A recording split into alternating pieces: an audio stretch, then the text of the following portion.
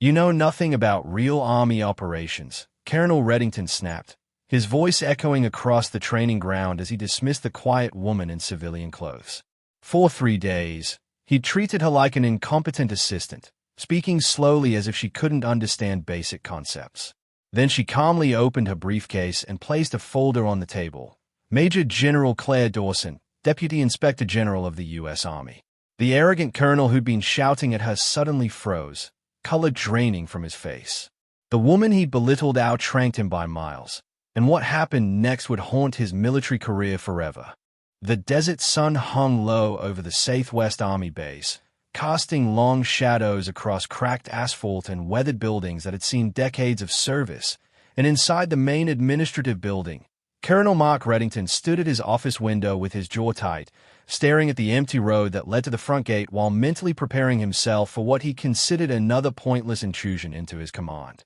Another audit meant another bureaucrat from Washington coming to second-guess his methods, to poke through files and question decisions made by people who actually understood what it meant to run a military installation. And Reddington had no patience for it because he'd commanded this base for 3 years, turned around operational efficiency metrics that had been in the red for a decade, and earned commendations that lined his office wall like evidence of his competence. When his aide knocked to announce the evaluator's arrival, Reddington didn't bother turning around but simply waved a dismissive hand and muttered something about getting it over with, his tone making it clear he expected this to be a formality at best and a waste of time at worst. Outside, a plain government sedan pulled through the gate without any flags or insignia or anything to suggest anyone of consequence sat inside, and when it came to a stop near the headquarters entrance, a woman stepped out wearing simple civilian clothes that included dark slacks, a modest blazer, and sensible shoes that gave her the appearance of someone's assistant or perhaps a junior analyst who'd been sent ahead to prepare for the real evaluator's arrival.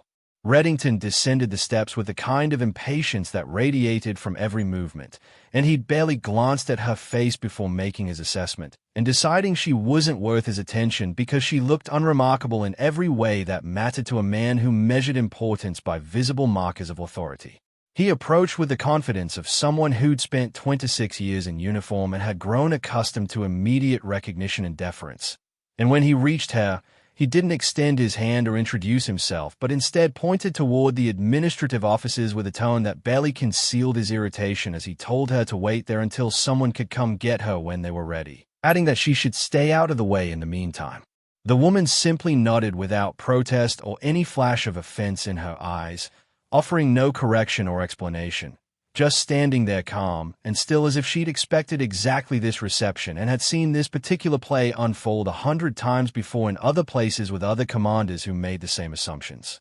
Reddington turned on his heel and walked back inside without another word, already mentally moving on to the stack of reports waiting on his desk, completely missing the way this woman's gaze swept across the base with the practiced precision of someone conducting a comprehensive inventory that extended far beyond what any assistant would care about or even notice. Claire Dawson stood exactly where she'd been told to wait, and unlike someone who'd been genuinely dismissed or confused about their role, she didn't pull out a phone to check messages or fidget with impatience or look around for someone to ask for clarification about what she should do next. Instead, she simply observed everything around her with the kind of attention that comes from years of training and experience, noting the condition of the vehicles in the motor pool, the posture of the soldiers crossing the courtyard, the subtle signs of maintenance deferred and protocols loosely followed that told her more about this base's true operational status than any prepared briefing ever could. A young specialist standing near the entrance had caught the entire exchange,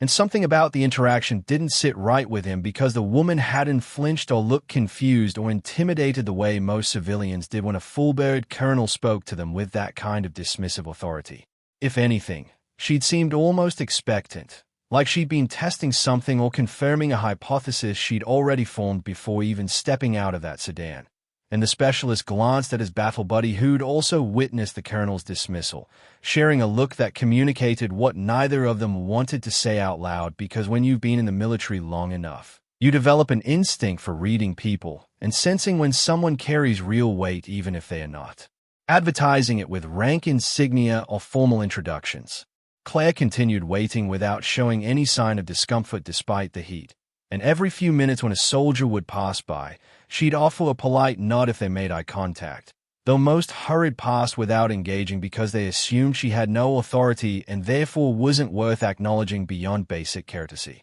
No one asked who she was or why she'd arrived alone or why no one from the colonel's staff had come to greet her properly. And no one seemed to wonder why someone who was supposedly just an assistant would be so completely unbothered by being left standing outside in the desert sun without explanation or timeline. Because these details were small and easy to overlook when you'd already made assumptions about someone's importance based on their appearance and lack of visible credentials. Reddington finally agreed to meet with Claire later that afternoon, though only because headquarters had sent explicit orders requiring full cooperation with the evaluation team. And even then he made it clear through his body language and tone that he considered this an interruption to more important work. He walked into the conference room where she'd been waiting and sat down without offering coffee or water or any of the small courtesies that typically accompany professional meetings, immediately launching into what he clearly believed would be a brief and uncomplicated conversation with someone who needed everything explained in simple terms. He spoke slowly,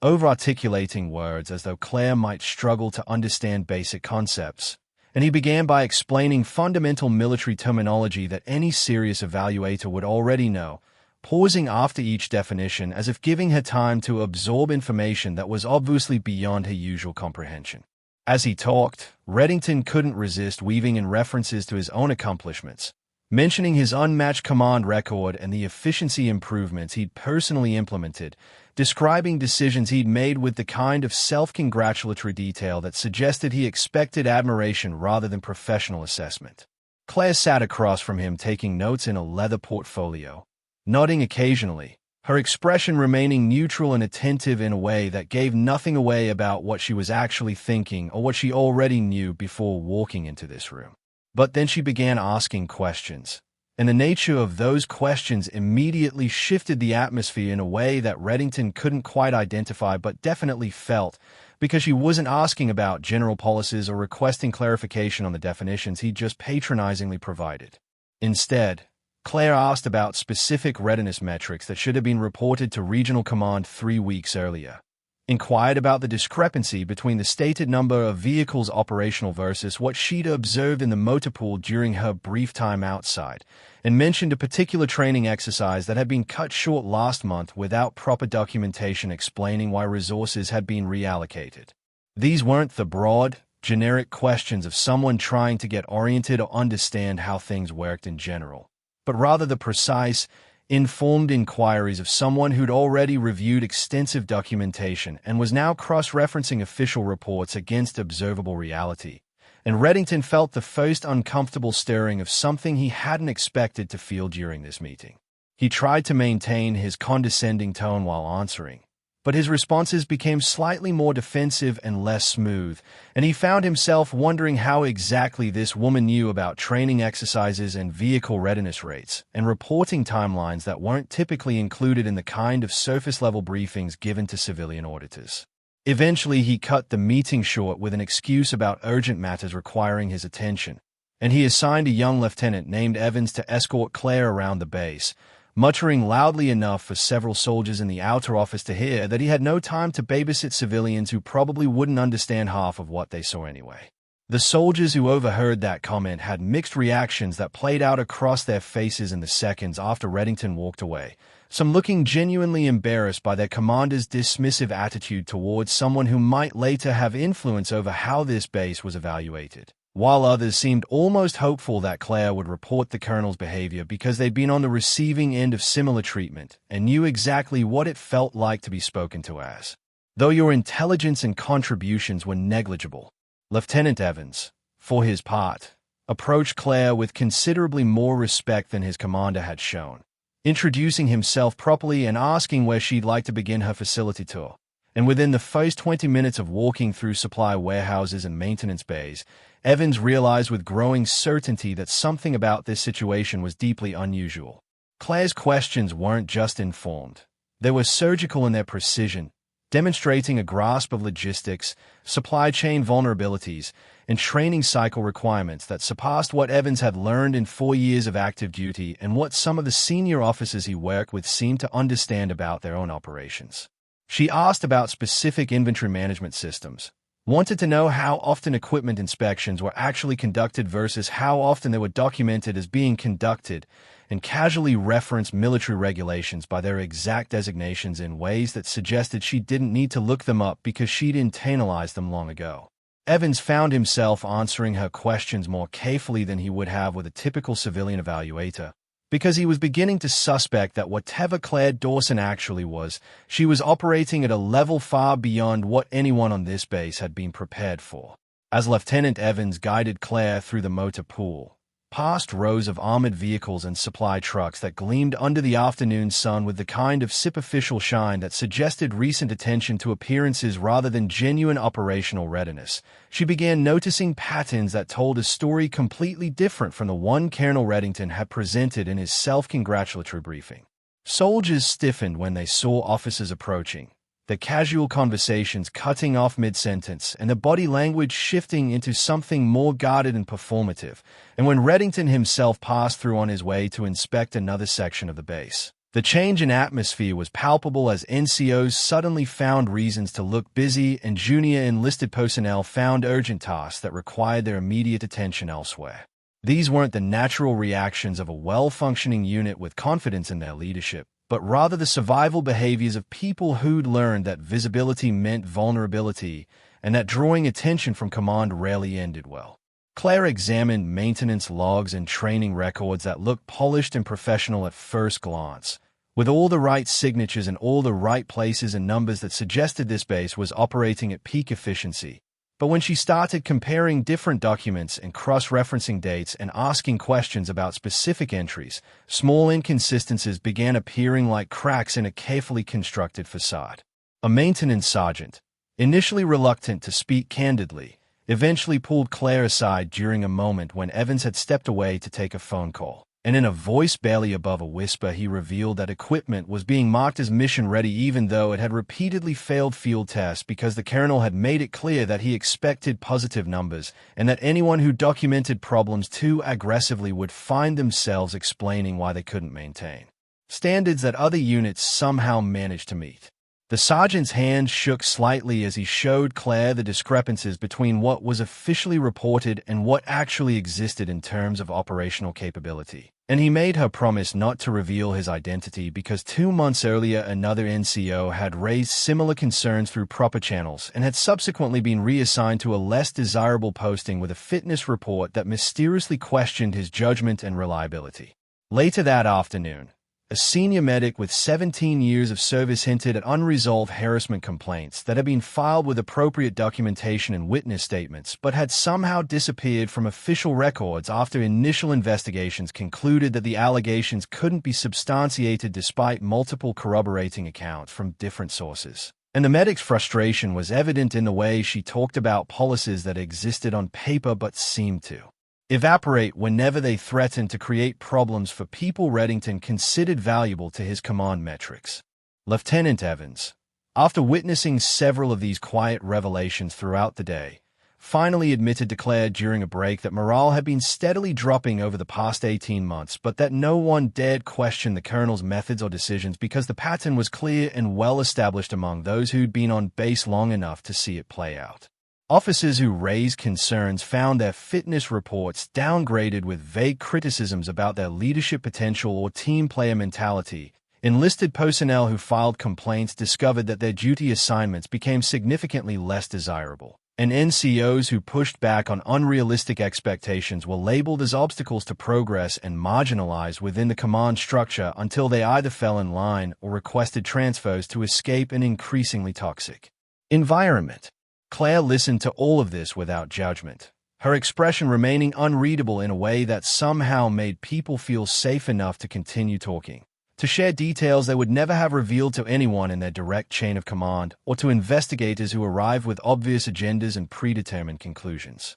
She took detailed notes in her portfolio, occasionally asking clarifying questions that demonstrated she understood not just the surface-level problems being described but the deeper systemic issues that allowed these patterns to persist and flourish under a commander who valued the appearance of success more than the reality of readiness. The picture forming through these accumulated testimonies and observations was of a base that looked exceptional in briefings and performance reports but was actually struggling beneath a surface layer of manufactured compliance, where soldiers had learned that honesty was punished and conformity was rewarded regardless of whether it served the actual mission or undermined the very standards the military was supposed to uphold. The following morning, Reddington stormed into a training evaluation that Claire was observing from a position near the communication station where soldiers were running through a combat scenario simulation that tested their ability to coordinate movements and relay information under pressure, and the moment he saw her standing there with her portfolio open and pen moving across the page,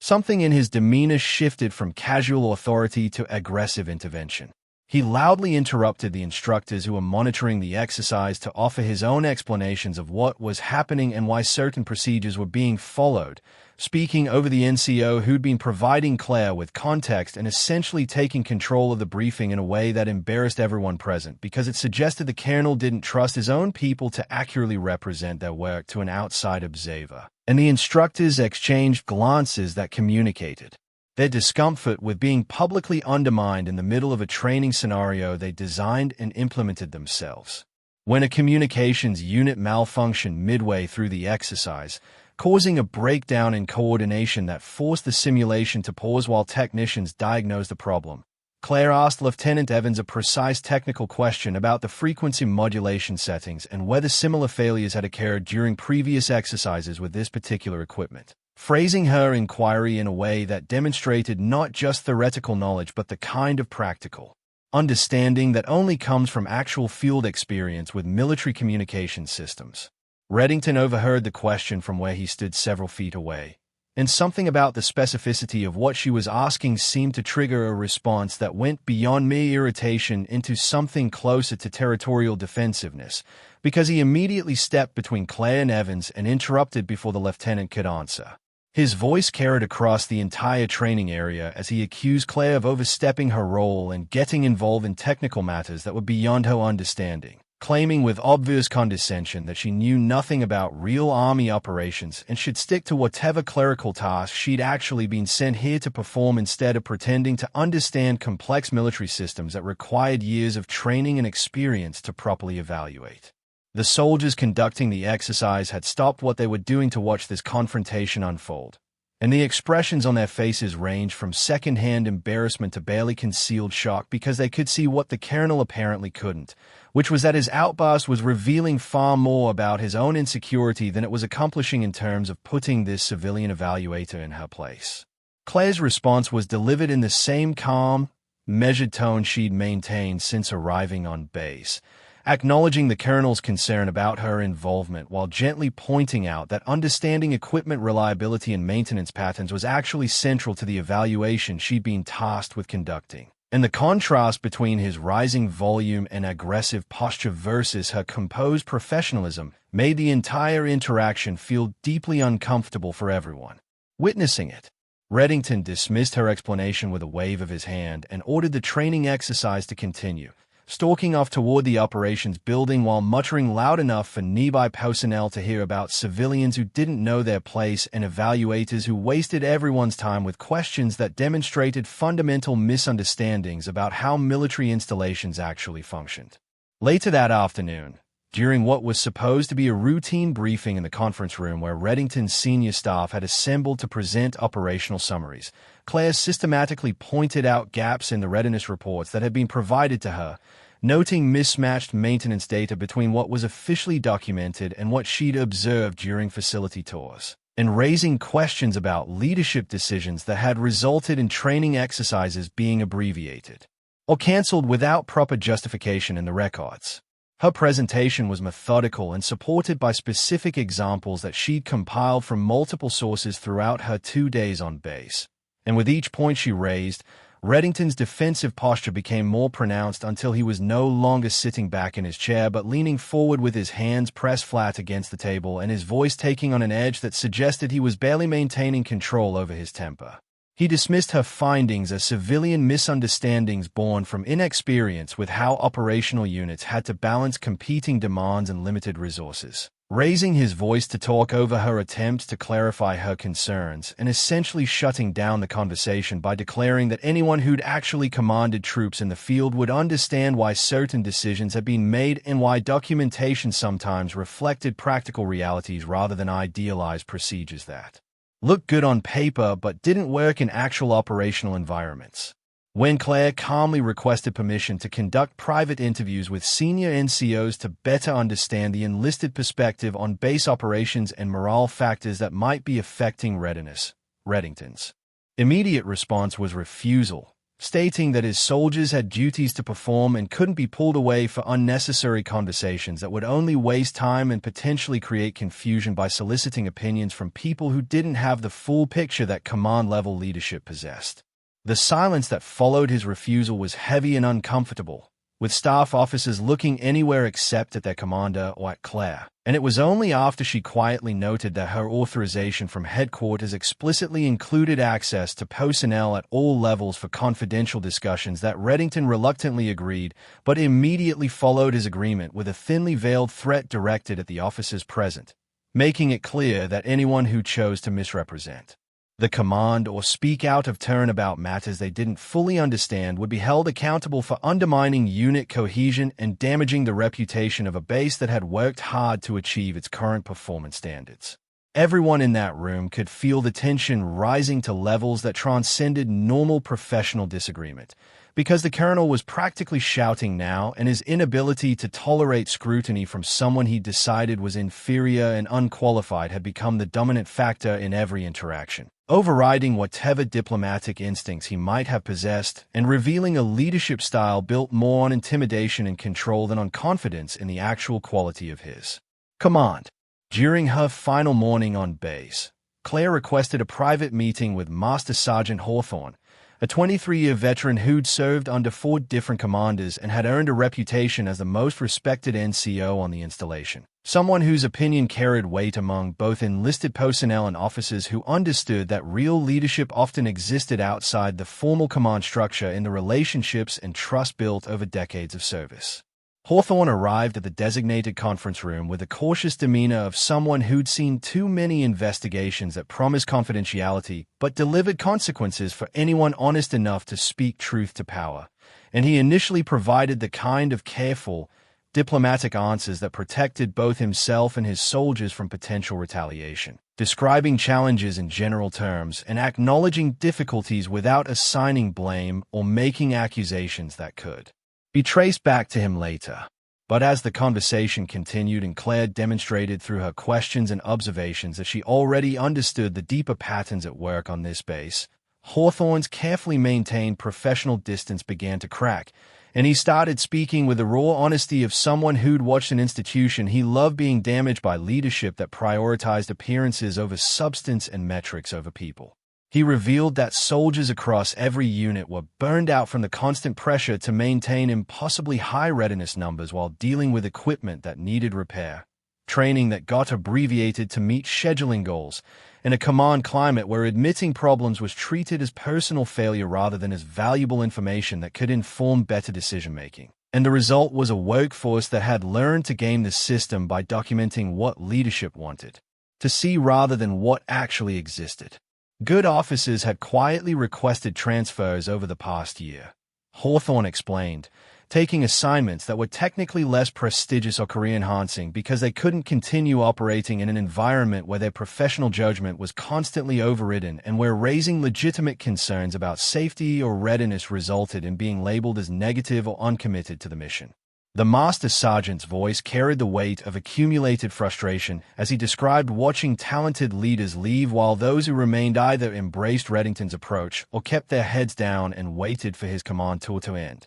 And he made it clear that the impressive statistics the colonel presented in briefings looked good only because nobody on this base could afford to report real issues without risking their careers and reputations in ways that would follow them long after they left this particular assignment. With evidence now overwhelming from multiple sources and observation periods, Claire scheduled a final meeting with Colonel Reddington, sending word through his aide that she needed to present her preliminary findings before departing the installation, And when Reddington entered the conference room that afternoon, he carried himself with the confident posture of someone who believed he'd successfully weathered an inconvenient inspection and could now return to running his base without further interference from people who didn't understand the complexities of command-level decision-making. He sat down with his arms crossed and his expression suggesting he was prepared to dismiss whatever concerns this civilian evaluator might raise, ready to intimidate her one final time with the full weight of his rank and experience and documented record of achievement that would surely outweigh any minor discrepancies she thought she'd discovered during her brief time observing operations she couldn't possibly fully comprehend.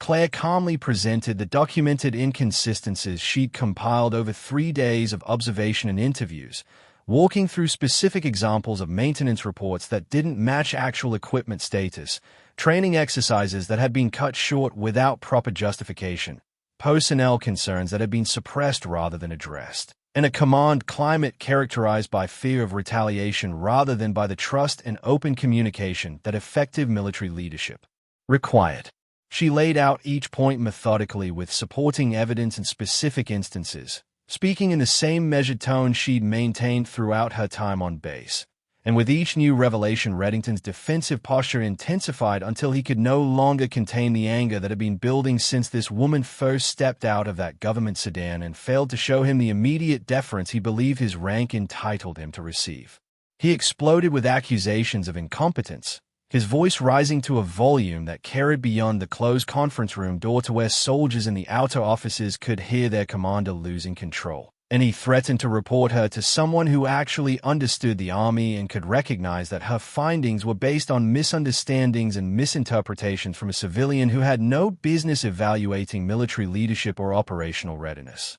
Reddington stood from his chair as he shouted, gesturing aggressively while listing his accomplishments and demanding to know who she thought she was to question decisions made by a decorated officer with over 2 decades of successful command experience, and his tirade continued for nearly a full minute before he finally paused to catch his breath, waiting for her response with the expectation that he'd finally intimidated this woman into backing down, or at least moderating her criticism. Claire let him finish completely, sitting perfectly still with her hands folded on the table in front of her, and only after the silence had stretched long enough to become uncomfortable did she reach into her briefcase and remove a leather folder that she placed on the table between them, opening it to reveal credentials and documentation that she pushed across the polished wood surface toward where Reddington stood. The folder contained her real identification and authorization papers that clearly stated her actual name, rank, and position. Major General Claire Dawson, Deputy Inspector General of the United States Army, conducting an unannounced leadership and climate evaluation under direct authority from the Department of the Army Headquarters. And the implications of that revelation hit Reddington with the force of a physical blow as color drained from his face and his aggressive posture collapsed into something closer to shock. The office outside fell into absolute silence as soldiers who'd heard the colonel shouting suddenly heard nothing at all. And that absence of sound was somehow more powerful than any words could have been because it signaled that something fundamental had just shifted in a way that everyone could sense even if they didn't yet know the specific details of what had occurred behind that closed conference room door. Reddington stammered through the beginning of an apology, his earlier confidence completely shattered as he tried to find words that could somehow undo the past 3 days of condescension and dismissiveness directed at someone who held a rank 2 levels above his own and wielded authority that could fundamentally alter the trajectory of his career. But Claire raised a hand to stop him before he could construct whatever justification or excuse he was attempting to articulate. She remained calm and professional in a way that made the contrast between her composure and his earlier aggression even more stark, and she explained in measured tones that the problems she'd documented during her evaluation weren't fundamentally about statistics or performance metrics, or even about the specific operational discrepancies she'd uncovered, though those were certainly serious enough to warrant immediate corrective action and sustained oversight going forward. The real failures she'd observed, Claire continued, were about character and integrity and the kind of leadership that either built trust within an organization or systematically destroyed it through fear and intimidation. and she made it clear that soldiers at every level deserve better than a command climate where speaking truth was punished and where maintaining appearances mattered more than addressing genuine readiness concerns that could affect mission success and personnel safety. She informed Reddington that higher headquarters would be conducting a formal review to determine appropriate disciplinary action, and that his command tour was effectively over regardless of what his efficiency reports and commendation records might suggest about his past performance. Because the Army needed leaders who understood that rank was a responsibility rather than a shield, and that authority earned through respect was infinitely more valuable than compliance extracted through fear. Outside the conference room, word spread with the speed that only military installations can achieve when information is too significant to contain, and within hours everyone on base knew that the quiet woman in civilian clothes whom their colonel had dismissed as a nobody actually outranked him by several levels and possessed authority that extended far beyond this single installation. Officers who'd felt powerless to challenge toxic leadership patterns without destroying their own careers suddenly felt seen and validated, while NCOs who'd been carrying the weight of maintaining standards despite command pressure finally exhaled with something approaching relief, knowing that the documented problems they'd lived with daily had been recognized by someone with the power to actually address them rather than simply being dismissed as complaints from people who didn't understand the bigger picture. In the weeks and months that followed Claire's departure, the base began the slow process of rebuilding trust and restoring a command climate where honest communication could exist without fear of retaliation. And Claire's comprehensive report became required reading and leadership courses at multiple levels throughout the Army as an example of how toxic command practices could flourish when senior leaders prioritized metrics over people, and how unchecked arrogance could blind someone to their own failures until consequences arrived in forms they never anticipated. The colonel who treated a major general like an incompetent civilian assistant became a cautionary tale studded by officers who needed to understand that respect for others regardless of their apparent rank or position wasn't just about courtesy but about fundamental leadership competence and the kind of character that the military profession demanded from those trusted with authority over others. Claire left the base as quietly as she'd arrived, her work completed without fanfare or dramatic confrontation beyond what had been necessary to document the truth and ensure accountability, never needing to raise her voice or assert her authority through the kind of aggressive displays that Reddington had relied on throughout his command tour, because she understood what real leadership looked like and knew that genuine authority came not from the rank insignia someone wore but from the respect they earned through competence, integrity, and the consistent demonstration that they valued the people they led more than they valued their own ego or advancement.